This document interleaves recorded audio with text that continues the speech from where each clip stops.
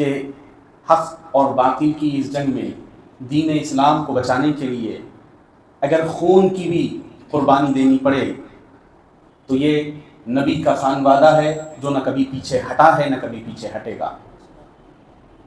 حضرت امام حسین نے جو جانثاری کا سلسلہ دکھایا وہ کوئی عام سلسلہ نہیں، کوئی عام بات نہیں۔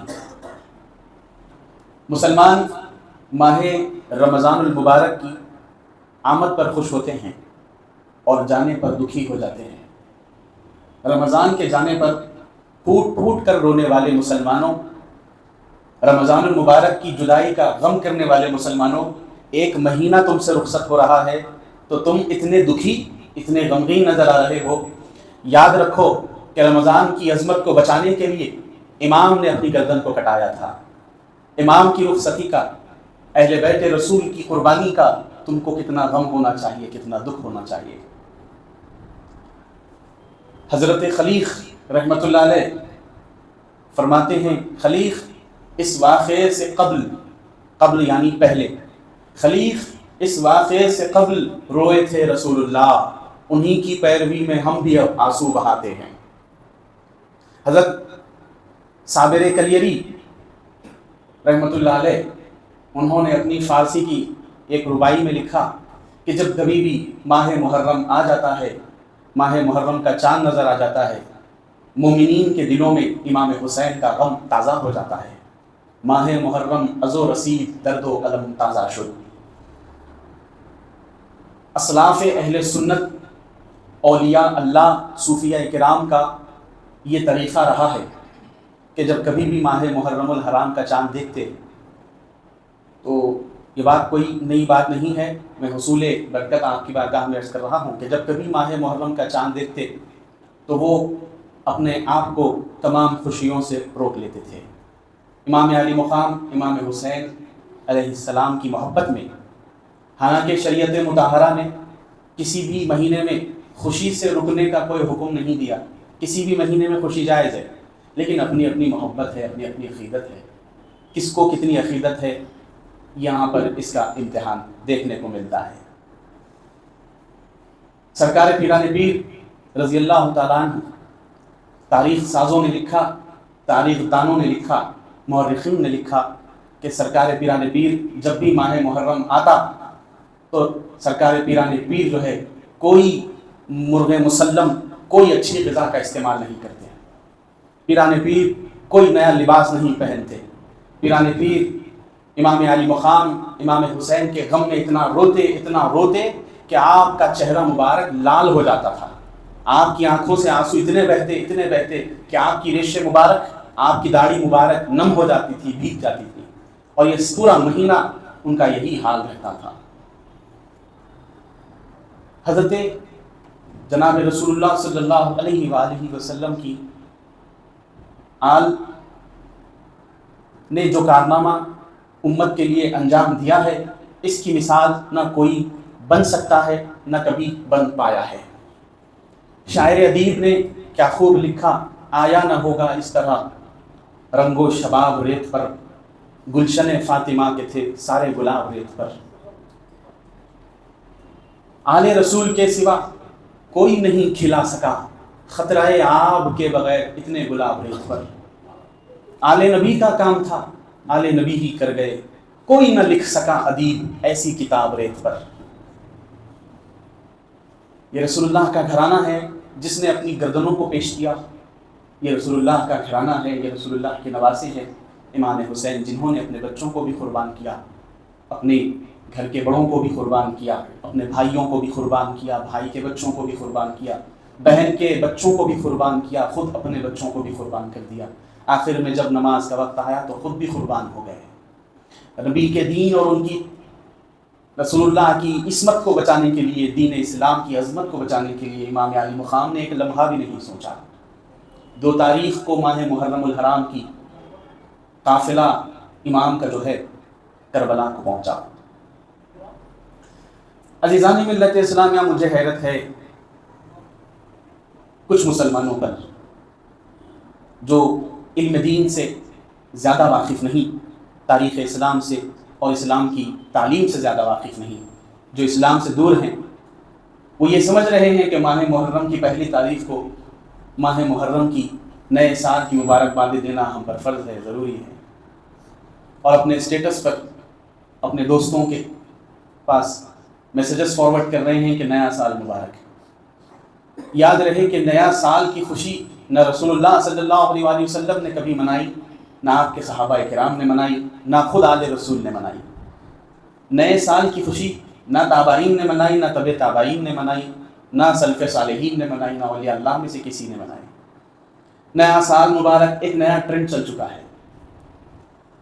نیا سال مبارک، تھوڑا سوچ کر دیکھیے کہ ہم کس مہینے کی مبارکبادی دے رہے ہیں۔ علماء نے پہلی تاریخ کو حضرت فاروق اعظم حضرت عمر بن خطاب رضی اللہ تعالیٰ عنہ کی شہادت کا تذکرہ کیا ہے کہ پہلی تاریخ محرم کی شہادت سے شروع ہو رہی ہے، ایک غم سے شروع ہو رہی ہے۔ اگر کسی کے والد کا انتقال ہو جائے یا کسی کے والد کو شہید کر دیا جائے، مار دیا جائے، اور میں ان سے جا کر کہوں کہ آپ کو نیا سال مبارک، تو اس شخص کا ریاکشن کیا ہوگا؟ اس شخص کا مجھ پر رپلائی کیا ہوگا؟ وہ کہے گا آپ بیوقوف ہیں، میرے والد کو شہید کر دیا گیا اور آپ مجھے مبارکبادی دے رہے ہیں۔ تو والد سے بڑھ کر کیا ہمارے لیے فاروق اعظم نہیں؟ والد سے بڑھ کر کیا ہمارے لیے آل رسول نہیں؟ کیا ان کا غم ہمارے والد سے بڑھ کر نہیں؟ تو کیوں ہم مبارکبادیاں دینے پر آج مجبور ہو رہے ہیں؟ یہ جہالت ہے، اس جہالت کو دور کرنے کی ضرورت ہے۔ کوئی اگر آپ کو مبارکبادی دے تو اس کو پلٹا کر اس کی مبارکبادی اس کے منہ پہ مار دیجئے اور کہیے کہ ہم مسلمان ہیں، ہم مبارکبادی قبول نہیں کریں گے۔ بہت سا فیس بک پر اور ٹویٹرز پر، سوشل میڈیا کے پلیٹ فارم پر میں نے دیکھا سینکڑوں مسلمان، ایک نہیں دو نہیں، سینکڑوں مسلمان اس ماہ محرم کی مبارکبادیاں دے رہے ہیں۔ مجھے لوگوں نے بھیجا happy Islamic new year, personal میری چیٹ، اب میں ان کو کیا رپلائی دیتا؟ بہرحال اللہ تعالی ہم سب کو صحیح دین سمجھنے کی توفیق عطا فرمائے۔ یہ جو قربانی ہے ہمیں اسے فراموش نہیں کرنا چاہیے۔ آج جو ہم سروں پر ٹوپیاں، چہروں پر داڑیاں سجائے ہوئے، اسلامی لباس پہنے ہوئے اللہ کی بارگاہ میں آج جو بیٹھے ہیں، یقین جانیے یہ صرف امام حسین کا صدقہ ہے، یہ صرف امام حسین کا صدقہ ہے۔ اگر امام حسین کی شہادت نہ ہوتی، اگر امام حسین دین رسول کی حقانیت کو نہ بچاتے تو آج پوری دنیا میں یزیدی اسلام پھیلا ہوا ہوتا، اور نہ جانے ہم اور آپ کس معاملے میں، کس حالات میں، کن حالات میں ہوتے ہیں۔ آج لوگ یزید لعین کی تائید میں کھڑے ہو رہے ہیں، شوق سے کھڑے ہو جائیے، ہمیں کوئی اعتراض نہیں، آپ یزید کی تائید کیجئے، یزید کے بارے میں آپ اچھا خیال رکھیے، کوئی بات نہیں، بس اتنا ضرور دھیان دیجئے رسول اللہ صلی اللہ علیہ وآلہ وسلم کا ایک چھوٹا سا فرمان میں آپ کی خدمت میں پیش کرنا چاہتا ہوں، من تشبہ بقوم فہو منہ، جو جس قوم کی مشابہت کرے گا اللہ تعالیٰ قیامت کے دن اس کو اسی کے ساتھ اٹھائے گا۔ آپ کو یزید کی دوستی مبارک، ہم کو امام حسین کی غلامی مبارک۔ تم یزید کے ساتھ کھڑے ہو جاؤ، قیامت کے دن بھی تمہارا حال یزید کے ساتھ ہوگا۔ ہم امام حسین کے غلاموں میں کھڑے ہوئے ہیں، انشاءاللہ قیامت کے دن بھی ہمارا معاملہ امام حسین کے ساتھ ہوگا۔ آج لوگ یزید کی تائید کر رہے ہیں، کیا وہ شخص مسلمان کہلانے کے لائق ہے جس نے علماء کو، وقت کے جید علماء کو مجبور کیا یہ فتویٰ دینے پر کہ نواسۂ رسول کا قتل آپ کہیے کہ جائز ہے؟ کتنے علماء نے فتویٰ دیا تھا امام حسین کے قتل کے لیے؟ یزید نے مجبور کیا تھا، کسی کو پیسوں کی لالچ دے کر، کسی کو تلوار کی نوک پر، کسی کو جان کی بازی لگا کر، تو کسی کو شہر بدر کرنے کا ڈر دکھا کر علماء سے یزید نے فتوے لکھوائے کہ حسین کا قتل جائز ہے، اللہ یعوذ باللہ۔ اور پھر ایک بڑا منصوبہ بنا دیا گیا، ابن زیاد کو کوفے کا گورنر بنا دیا گیا۔ ایک صحابی رسول تھے جو کوفہ کے گورنر تھے، ابن زیاد نے ان کو وہاں سے ہٹا کر خود گورنر بن گیا، اور کوفہ والوں نے جب امام علی مقام کو بلایا، خطوط لکھے کہ ہم یزید کے ہاتھ پر بیعت نہیں کریں گے، آپ تشریف لائیے، آپ آل رسول ہیں، آپ نواسۂ رسول ہیں، ہم آپ کے ہاتھ پر بیعت کریں گے۔ تو امام تشریف لائے۔ اس کے پیچھے بہت بڑی تاریخ ہے، آپ نے شاید بہت سنا بھی ہوگا میری بھی زبان سے اور دیگر علماء کرام کی زبان سے، کیونکہ پھر سے ان باتوں کو دہرانا نہیں چاہتا۔ بس اتنا ضرور کہنا چاہتا ہوں کہ امام کو خطوط لکھ کے بلایا بھی مسلمانوں نے، اور امام تشریف لے جانے کے بعد نظر انداز کیا بھی مسلمانوں نے، اور پھر امام کو کربلا میں بھوکا پیاسا شہید کیا بھی مسلمانوں نے۔ یاد رہے کہ امام حسین کی شہادت یا امام حسین کی ذات مبارکہ یا امام حسین کی شخصیت، آپ کی ذات مبارکہ، آپ کا کردار، آپ کی شہادت کسی ایک مخصوص طبقے کے لیے نہیں ہے۔ یہ ہم اپنے ذہنوں سے نکال دیں کہ امام حسین کی شہادت کسی ایک فرقے کے لیے ہے، ہرگز نہیں۔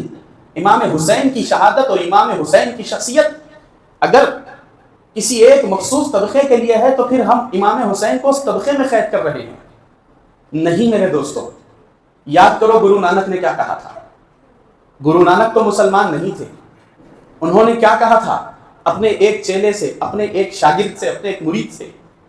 جب 10 محرم کا دن آیا تو گرو نانک نے کہا کہ جاؤ آج امام حسین کی نیاز بناؤ۔ اس نے کہا حضرت میں تو ان کو مانتا بھی نہیں، وہ تو مسلمانوں کے امام ہیں، وہ مسلمانوں کے دھرم گرو ہیں، میں ان کو نہیں مانتا۔ تو گرو نانک نے کہا تھا کہ حسین مسلمانوں کے گرو نہیں ہیں، حسین ہر ضمیر والے کے گرو ہیں، حسین ہر ضمیر والے کے امام ہیں۔ اس نے کہا میں بات کو سمجھا نہیں۔ تو انہوں نے کہا کہ تیری بہن ہے؟ کہا ہاں۔ اس کی شادی ہو گئی؟ کہا نہیں، جا اپنی بہن سے شادی کر۔ اس نے کہا میں اپنی بہن سے شادی کیسے کر سکتا ہوں؟ تو گرو نانک نے کہا تجھے کس چیز نے روکا؟ کہا سرکار میرے ضمیر نے مجھے روکا۔ تو گرو نانک نے کہا اسی ضمیر کا نام حسین ہے، اسی ضمیر کا نام حسین ہے۔ تو حسین ہر قوم کے امام ہیں، حسین ہر مذہب والوں کے لیے امام، کوئی مانے تب بھی امام، کوئی نہ مانے تب بھی امام۔ امام علی مقام امام حسین شیعوں کے بھی امام ہیں، سنیوں کے بھی امام ہیں، وہابیوں کے بھی امام ہیں، اہل حدیث کے بھی امام، کوئی مانے تب بھی امام، کوئی نہ مانے تب بھی امام۔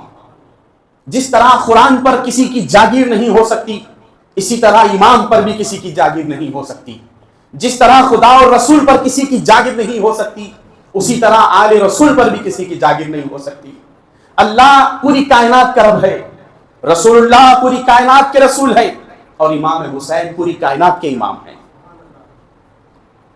امام حسین ہمارے بھی ہیں، امام حسین ان کے بھی ہیں، امام حسین سب کے ہیں۔ اب غم حسین یہ ایک عظیم نعمت ہے جو اللہ تعالیٰ ہر کسی کو عطا نہیں کرتا۔ امام کا جو غم ہے، امام علی مقام کا، آپ پر جو اذیتیں، جو ظلم و بربریت کے پہاڑ توڑے گئے، اس کی جو تعریف ہے وہ ہم کو، جو مومن ہوگا اس کو رلا دے گی، اس کا دل روئے گا، اس کی آنکھیں نم ہو جائیں گی۔ اور یہ جو تاریخ ہم کو ملی یہ کسی مولوی سے نہیں ملی، کسی فرقے والے سے نہیں ملی۔ کربلا کی جو داستان ہم کو ملی وہ خود امام حسین کے بیٹے امام زین العابدین رضی اللہ تعالیٰ عنہ نے ہم کو سنائی۔ امام زین العابدین نے اپنی آنکھوں کے سامنے سارا میدان کربلا کا منظر دیکھا۔ آپ بہت بیمار تھے، لہذا امام حسین نے آپ کو جنگ کرنے کی اجازت نہیں دی۔ فرمایا کہ آل رسول کو تم سے آگے بڑھنا ہے، تم جنگ نہیں کرو گے۔ تو امام زین العابدین امام حسین کے صاحبزادے ہیں، منجلے۔ ان کا اصل نام علی الاوسط ہے، امام زین العابدین کا نام علی الاوسط ہے، لیکن ان کا جو ٹائٹل ہے زین العابدین، سید الساجدین، یہ ان کے ٹائٹلز ہیں۔ تمام عبادت کرنے والوں کی زینت، تمام سجدے کرنے والوں کا امام زین العابدین کو کہا گیا ہے۔ جب زین العابدین باہر نکلتے کربلا کے بعد تو قصائی گوشت کی دکان والے اپنے گوشت کی دکانوں کو بند کر دیتے تھے، گوشت کے ٹکڑوں پر پردے ڈال دیتے تھے، اور امام زین العابدین ہمیشہ آنکھوں میں آپ کے نمی ہوا کرتی تھی، اکثر و بیشتر غمگین رہا کرتے تھے۔ امام زین العابدین سے کسی نے پوچھ دیا کہ اے امام آپ اتنے غمزدہ کیوں رہتے ہیں، آپ اتنے دکھی کیوں رہتے ہیں؟ آپ اتنے سیڈ کیوں رہتے ہیں، ہمیشہ روتے رہتے ہیں، کبھی ہم نے آپ کو کربلا کے واقعے کے بعد مسکراتا ہوا نہیں دیکھا، اس کی وجہ کیا ہے؟ تو امام زین العابدین نے فرمایا کہ وہاں پر یوسف علیہ السلام کے والد حضرت یوسف شہید نہیں ہوئے تھے، گم گئے تھے۔ حضرت یوسف گم گئے تھے تو ان کے والد اتنا روئے حضرت یعقوب علیہ السلام کہ آنکھوں کی بینائی چلی گئی۔ حضرت یوسف کی جدائی کا غم حضرت یعقوب پر اتنا اثر کر گیا کہ آپ روتے روتے اللہ کی بارگاہ میں آنکھ گوا بیٹھے، آنکھیں چلی گئیں بیٹے کے غم میں۔ بیٹا زندہ ہے، شہید نہیں کیا گیا، صرف گم گیا، جدا ہو گیا۔ تو امام زین العابدین فرماتے ہیں کہ ان کا ایک یوسف گم ہو گیا تھا، میری آنکھوں کے سامنے میرے والد کو شہید کیا گیا، میری آنکھوں کے سامنے میرے بڑے بھائی کو شہید کیا گیا، میری آنکھوں کے سامنے میرے چھوٹے بھائی دودھ پیتے ہوئے بچے کو تک شہید کیا گیا، میری آنکھوں کے سامنے میرے تایا کے بیٹے کو شہید کر دیا گیا، میری آنکھوں کے سامنے میرے چچا کو شہید کر دیا گیا، میری آنکھوں کے سامنے میری پھوپھو کے بچوں کو شہید کر دیا گیا، میری آنکھوں کے سامنے میرے رسول کے پاک گھرانے کی پاک خواتین کو بے پردہ کر دیا گیا، ان کو زنجیروں میں جکڑ دیا گیا، میری آنکھوں کے سامنے یہ ساری بربریت ہوتی رہی، میری آنکھوں کے سامنے یہ سارے ماجرے ہوتے رہے، میری آنکھوں کے سامنے یہ ظلم ہوتا رہا، میں کیسے مسکرا سکتا ہوں، میں کیسے ہنس سکتا ہوں؟ اسی لیے امام زین العابدین اپنی پوری زندگی میں کبھی مسکرائے نہیں۔ ایک مخصوص لوگوں کی کمیٹی تھی، ہر مہینے کا چاند دیکھتے تھے، اونچائی پہ چڑھ کر چاند کو دیکھتے تھے۔ وہ لوگ کہتے ہیں کہ ہم واقعہ کربلا کے بعد ہر مہینے کا چاند دیکھنے کے لیے جاتے تھے، لیکن محرم کا چاند دیکھنے کے لیے نہیں جاتے تھے۔ ان سے پوچھا گیا تم کو کیسے پتا چل جائے گا کہ پھر محرم کا چاند نظر آ گیا، آیا کہ نہیں آیا؟ تو وہ کہتے ہیں کہ امام زین العابدین کے گھر سے رونے کی آوازیں آ جاتی ہیں، ہم کو سمجھ میں آ جاتا ہے کہ محرم کا چاند نظر آ گیا ہے۔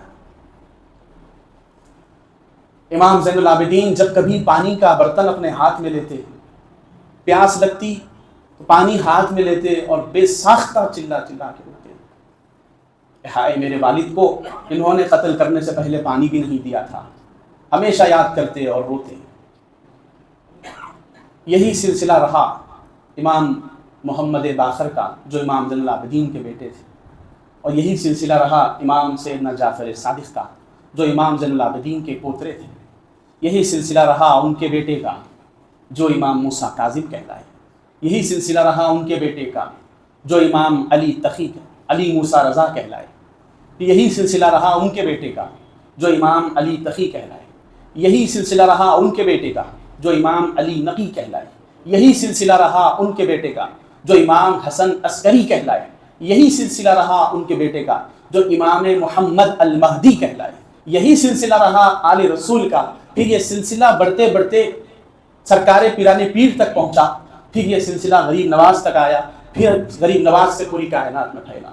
تبھی تو غریب نواز نے قلم اٹھایا تو لکھا شاہ است حسین، بادشاہ است حسین، دین است حسین، دی پناہ است حسین، سرداد نداد دست در دست یزید، حقا کی بنائے لا الہ است حسین۔ غریب نواز نے اپنے جد امجد، اپنے جد اعلیٰ، اپنے جد کریم امام علی مقام کی بارگاہ میں نذرانہ عقیدت پیش کرتے ہوئے لکھا کہ اے امام، اے میرے حسین تم بادشاہ ہو، اے میرے امام تم شہنشاہ ہو، اے میرے امام آپ نے یزید جیسے لعین کی ہاتھ پر بیعت نہیں کی، اپنا سر کٹوا دیا، تو لہذا آپ حق کی بنا ہے۔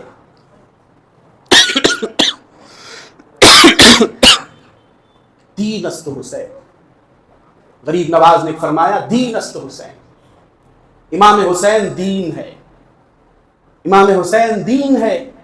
تو میں سوچنے پر مجبور ہو گیا کہ امام حسین کو غریب نواز نے دین کہہ دیا، دین مکمل اسلام، دین مکمل ایمان، دین مکمل قرآن، دین مکمل اللہ اس کے رسول کا فرمان، حسین ابن علی کو غریب نواز نے دین کہہ دیا۔ تو میں حیرت زدہ ہوں غریب نواز کے عقیدے پر کہ اے غریب نواز، جب آپ کی نظر میں حسین پورا کا پورا دین ہے تو حسین کے ماں باپ آپ کی نظر میں کیا ہوں گے؟ حسین کا نانا آپ کی نظر میں کیا ہوں گے؟ حسین کی نانی آپ کی نظر میں کیا ہوں گے؟ یہ صوفیاء اکرام کی جوتیوں کا صدقہ ہے کہ آج ہم کو ذکر حسین کرنے اور سننے کی توفیق میسر ہو رہی ہے، ورنہ کئی ایسے لوگ ہیں جن کو ذکر حسین سے بھی پریشانی ہو گئی ہے. کئی ایسے لوگ ہیں جہاں پر ذکر حسین کیا جائے تو اندیشہ کر لیتے ہیں کہ یہ شاید سنی نہیں ہے، یہ کسی اور طبقے کا ہوگا. کیوں؟ ذکر حسین کیا کسی ایک طبقے کا ہے؟ نہیں. غم حسین کا کسی ایک طبقے کی جاگیر ہے؟ ہرگز نہیں. خلیق کس واقعے سے پہلے روئے تھے رسول اللہ؟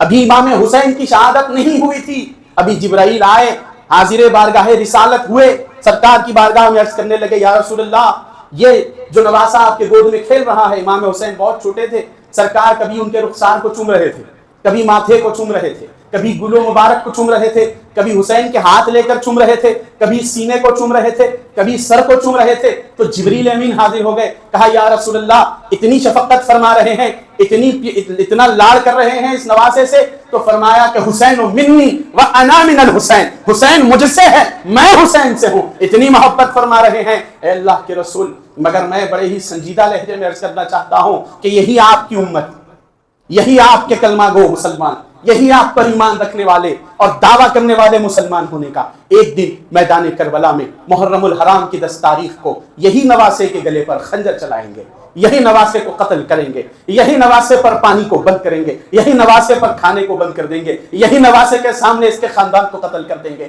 یہی نواسے کی بھائی بہن کو زنجیروں میں جکڑیں گے اور ان کے بچوں کو گرفتار کریں گے. یہی نواسا ہوگا. اور یا رسول اللہ اس کربلا کی مٹی میں آپ کے لیے لے کر آیا ہوں.